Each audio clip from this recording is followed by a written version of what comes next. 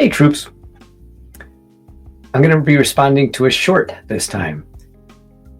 Let's be fair. When I say I'm responding to a short, it means the person who did this video, in this case a dude, I think he's a pastor.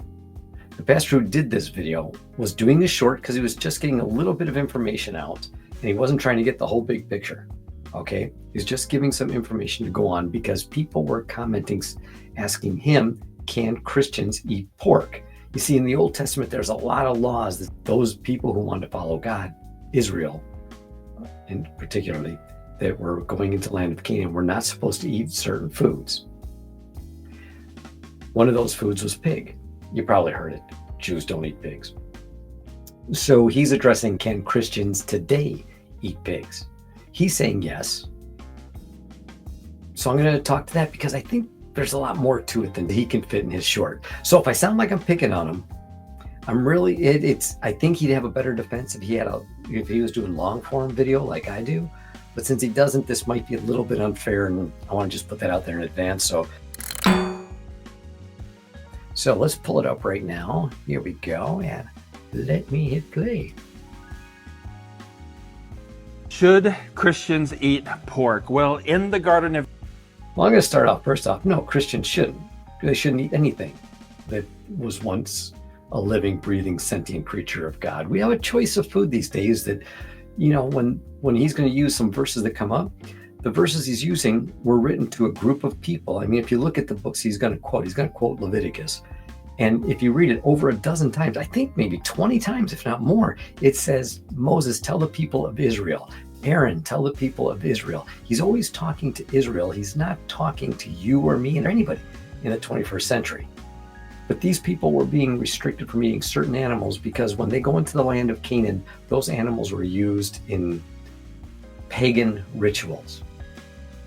Again, I'm giving you an abbreviated version like I know he's only doing too. But think about it like that. So the reason wasn't that pigs were unhealthy or anything like that. It was that God wanted to make the people of Israel separate from the people in Canaan, where the land they were going into. That way, if anybody came to visit the land of Canaan and they saw that the Israelites, you know, they've taken over, they go, hey, this ain't the Canaan we knew where we could, you know, take a pig and hang it upside down and stab and throw and drink its blood and worship the pig gods or whatever. You see what I mean? So it was a way of separating. But let me let him finish. I was just starting off, I went off, didn't I? Eating, God gave every plant yielding seed as food for mankind. After the flood, God gave Noah every moving thing that moves as food for them. Genesis chapter 9, verses 1 through 4. Now this... Okay. Why is my background jumping back and forth like that? I don't know. Let's talk about that. That's going to take me a little bit to do. I'm going to have to look back on some of my verses here. He's talking about Genesis chapter 9, verse 3, where God said you could eat the moving things. I don't know if this pastor guy has ever taken the time to determine what those moving things are. You see, if you start in Genesis chapter 1, remember, he's quoting Genesis chapter 9 as approval to eat animals, but there's 8, 7, 6, 5, 4, 3, 2, and 1 to come before that. If you read those, you're going to notice something, and I'm just going to go through it. Give me 90 seconds to go through it like this. Let me go to Genesis chapter 1. God said, let's bring forth the living creature after its kind. Now he's talking about the kinds of creatures, cattle and creeping things and beasts of the earth after their kind. And then in verse 25, the beasts of the earth, the cattle, and everything that creeps on the earth. Okay. Then again in verse 26, he gives mankind dominion there. But when he says mankind has dominion over the animals, he says man has dominion over the fish of the sea, over the fowl of the air, over the cattle walk on the earth, and over every creeping thing on the earth. Okay. Did you notice anything here? Every time God describes the animals via Moses, every time they're described, we're talking about the kinds of creature. We're not using an umbrella term saying animals in general. He's saying animals that fly, animals that swim, animals that walk on the earth, and things that creep on the earth, or the moving things. You'll see that the word creep and moving things are the same thing, depending on what translation of the Bible you read. So that does add to a little bit of the confusion. But let me keep going further on this. Let's go to Genesis chapter 2. And out of the ground God formed every beast of the field and every fowl of the air. And Adam gave names to all cattle and the fowl of the air and the beast of the field. So if you can see, here we go again, God's separating all the kinds of animals. And that's just Genesis chapter 2. Okay, we haven't got to the animal eating permission in Genesis chapter 9. Let's look at verse, let's just pop over to chapter 6. And God said, I'll destroy man that I created from the earth, both man and beast, and the creeping thing, and the fowls of the air. Going further into chapter 7, verse 20, the fowls of the air after their kind, the cattle after their kind, and the creeping thing after their kind. Again, he's saying animals will reproduce and do this kind of thing, but they're going to do it after their own kind. And each of these kinds is uniquely different. And he separates them when he says that. Stay with me. All right, let's go to chapter 7. Of the clean beast and of the beasts that are not clean, and of the fowls of the air and everything that creeps on the earth. Are you seeing now that there's a separate category for each one of these? Stay with me, it gets better. He does it again in verse 21. Both the fowl and the cattle, the beast, the creeping things, and the things that creep on the earth. Every living substance was destroyed, which was upon the face of the ground, man, cattle, and creeping thing, and fowl of the heaven. I could keep going on and on like this over and over. And we're only in chapter 7. Let's look in chapter 8, verse 17. He's talking to Noah, bring with you every living thing that is with thee, all the flesh, both the fowl and the cattle, and every creeping thing that creeps on the earth. And then in verse 19, every beast and creeping thing and every fowl and whatsoever creeps on the earth.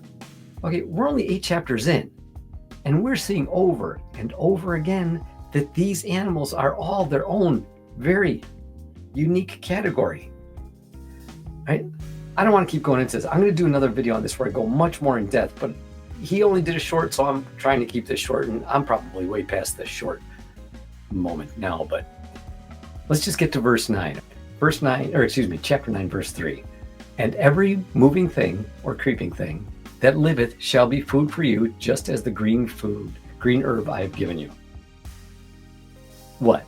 All of a sudden, moving thing means every one of those kinds? No, in 8 chapters, over and over, I just did a few of them. I got a bunch more I could go over. But every time, cattle are cattle, birds are birds, fish are fish. Animals that creep are animals that creep. They're all different things. And in verse 3, God is saying, I give you every creeping thing that liveth shall be food for you. Creeping thing is not cows, chickens, pigs. It's not hamburgers, cheeseburgers. It's not buffalo wings. It's none of that. It's only the creeping things that God gave us permission to eat. I mean, if it was every moving thing, every living thing, you could just go into the next few verses later on in this chapter and see that humans are considered moving things. I think it's in this chapter. Don't hold me to that. But either way, I'll pull it up for you later if you post and you want to know. But the thing is, all these categories are different than creeping things. So what is creeping things? Time to bust out my Hebrew Bible. The word used is remes, R-E-M-E-S, remes. So when God said you can eat the moving things, he didn't say moving things or creeping things. He said, let me put that Hebrew word in there and say it like this. God said, you can now eat the remes. Okay, that's not cow. It's not cattle of the field. It's not birds of the air. Remes is a specific thing. It's the creeping things. And if you just look it up in the Hebrew dictionary, you'll see that creeping things is bugs. It's worms. It's things that swarm like grasshoppers. It has nothing to do with what you get in a drive-through. So no, God never gave us permission to eat any of those animals. He's making a concession to Noah right after the flood for just a very specific thing. All right, I did enough of that. I can go much more deep. I teach a class that goes about 2 hours just on that one word, remes alone. If you don't believe me, Google it, check it out. But if you're a vegan animal rights activist, this is important stuff to learn. If you want, hit me up and hopefully I'll be able to send you a link to a class if I can get that edited. But I wasn't really happy with the last one I did. I need to do a class on. Okay, let me get back to this guy's short because I'm already babbling on way too long. This would include pork. However, God did make a covenant with Israel, and this covenant forbid them from eating pork. That's Deuteronomy chapter 5, verses 1 through 3, and Leviticus chapter 11, verses 7 through 8. And then, yeah, Leviticus chapter 11 is again saying what animals you may eat. It's not saying what animals you should eat. But let me just go back to Leviticus right at the very, very beginning. Okay, I can go into chapter 1 because you can't really understand Leviticus chapter 11 until you go back and read Leviticus chapter 1 and the 10 chapters in between. But when you pop one verse like this out of chapter 11 or one passage, it can get kind of confusing. Again, let's start with the first verse in chapter 11. God said to Moses and Aaron, "Speak to the sons of Israel, saying, these are the creatures which you may eat." Now, he's not saying they're the creatures you need to eat or you have to eat. He's saying you can. And if you go into Leviticus chapter 1, it says it's only what you choose. Okay, it's none of this is a requirement, but if you're going to do it, God is restricting the animals that you can eat. And remember, Moses is giving these laws to a group of Israelites that could eat any animals they wanted at any time. But all these rules in Leviticus and Deuteronomy, they're narrowing it down to what animals you can eat and can't eat, making it harder to consume meat. It's not making it easier. All these goofy rules don't make the meat taste better. They're there to hinder and to control man's gluttonous desire to eat animals. So, interesting point. Okay, let me get back to my, I'm rattling off. I wanted to keep this one short and I just can't do it. Jesus came and fulfilled the law of Moses, making it obsolete. Hebrews chapter 8, verses 6 through 13. Nowhere in the New Testament are I could talk about that, but I think I've made my point already. Christians commanded not to eat pork. In fact, God says that you're right, they're not commanded to eat pork, and I think that's a thing that Christians do. Christians have good hearts. They're trying to please God, but they have lives. Unlike me, who just get to sit home and read the Bible all the time. They have lives that involve family and friends and jobs, and they want to spend time with their husbands, their wives. They want to spend time with their kids. They go to their pastors, who they put their faith in, to research all this stuff for them. And when the pastor says, follow this formula and you're a Christian, they're like, cool beans, I'll do it. So they're waiting to hear a verse that says, you cannot eat this, you can't eat this. It's all they want to follow. But Jesus did away with all those kinds of laws that we heard in Leviticus and Deuteronomy. So now we're kind of at that place where we've got a choice. So then the choice doesn't become what you can and can't do. The choice comes, what should you do? Should you eat food that comes from animal abuse, that comes from bestiality, that comes from denying animals every natural behavior that God gave them? Or should you just say goodbye to those products and, as a Christian, look at products that are merciful, compassionate, that don't pollute the land, pollute the earth, destroy God's creation? I think it's obvious what we should do, but God's not going to come out and say, you can't do this, you can't do that. He's like, I gave you free will. You can choose compassion or you can choose violence. What do you think God wants you to choose? All right, let's go back to this guy's short. I'm making his short so long. those who require abstinence from foods are teaching the doctrines of demons. First Oh, Timothy, did he go there? I talked over that. Hold on, I'm rewinding. pork. In fact, God says that those who require abstinence from foods are teaching the doctrines of demons. First Timothy chapter 4. Okay, he's going into First Timothy. I just did so much of First Timothy chapter 4 in the last couple of weeks. I don't want to go over it again. You can see those videos. I'll try and put a card up here. My dyslexia thing on not knowing what side. Maybe that's why I can juggle, because one hand is the same as the other. I don't know. Where was I? It's not a doctrine of demons. The doctrine of demons that this guy here, or is he on this side now, is referring to is that there were people who once believed in Jesus Christ for salvation, Jesus plus nothing else. And then they got to the point to where they're saying, no, it's going to be Jesus plus something else. You can't eat these foods, or you can't get married, or you can't do any of these physical pleasures. Okay, it didn't matter. The food didn't have to be meat. He was using meat as an example when the Apostle Paul was talking to Timothy and wrote that, but it could have been pickles. And it was, you could have said, if anybody's telling you not to eat pickles because it'll bring you closer and help you serve God, that's a bunch of hooey. Don't believe them. That's the doctrine of demons. It's when you can do something, when you add something to the finishing work of Jesus Christ on the cross. Your salvation is based on what Jesus did, not what you do.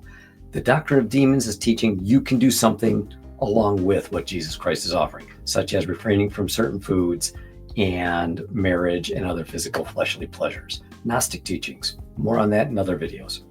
Back to where we were going. That kind of bugs me. He's a pastor. I think he's a pastor. He's a pastor. He should know the meaning of that verse. To take that out of its real context, that's not nice, man. That's not good. Verses 1 through 5. To check out our full and complete study on this very important topic, check out The Down to Earth Christian. All right, that sounds pretty cool. Yeah, I hope I gave you a little something. If you're going to do what he said, I mean, I love posting stuff with people I disagree with. I think I learn more from those I disagree with than the people who are just, like saying right on. So go check out his video and think about some of the things I said about the remus, about how the animals are in categories, about how the doctrine of demons really has nothing to do with meat eating. It has everything to do with adding your works to salvation issues. And then listen to the rest of his lecture. Obviously, it won't be as short. It'll be much longer than this, but hopefully it'll be informative. Maybe I'll have to eat my words on this and what he said is going to be accurate. I don't think so, because I've heard this kind of thing a million times over the last 20 years. But whatever. It was very nice of him to do that. I appreciate the link that was sent to that. And if you guys find any more stuff like that you want me to comment on, send it my way. Thank you. Peace, love, and all things groovy to you.